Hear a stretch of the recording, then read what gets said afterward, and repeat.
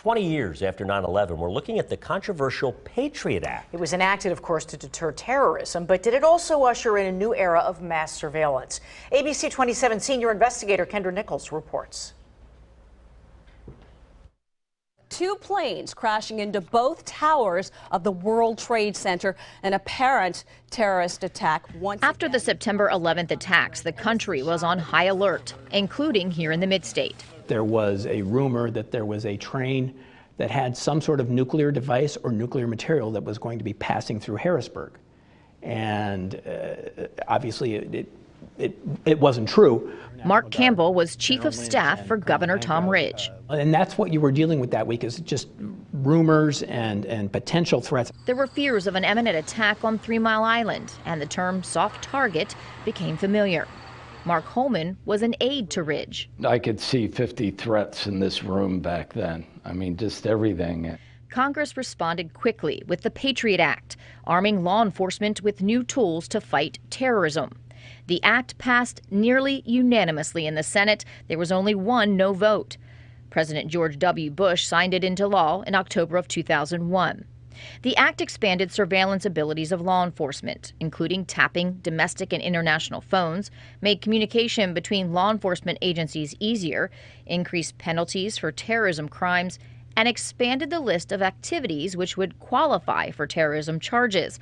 The act was credited with stopping dozens of terrorist attacks on U.S. soil. The Department of Justice says the government's success in preventing another catastrophic attack on the American homeland would have been much more difficult, if not impossible, without the USA Patriot Act. Those successes have often proven to be exaggerated and overstated.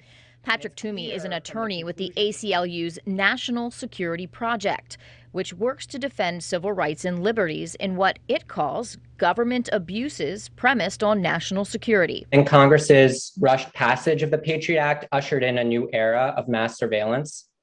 Over the next decade, the surveillance state expanded dramatically, often in secret. And the debate over privacy versus security also expanded. The government has often posed a false choice between security and privacy.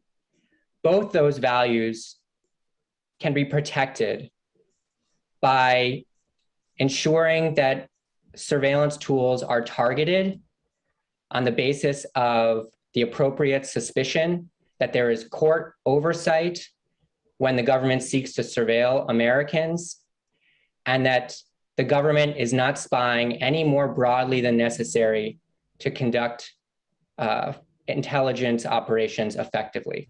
And it was discovered broad surveillance was happening. The government used a portion of the Patriot Act to collect the phone records of virtually every American.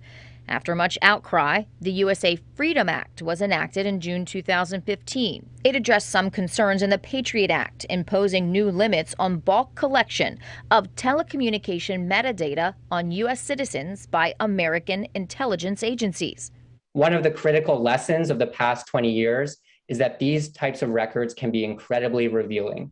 They can disclose political and religious affiliations, medical information, personal relationships, and mental health conditions. With the ABC 27 investigators, I'm Kendra Nichols.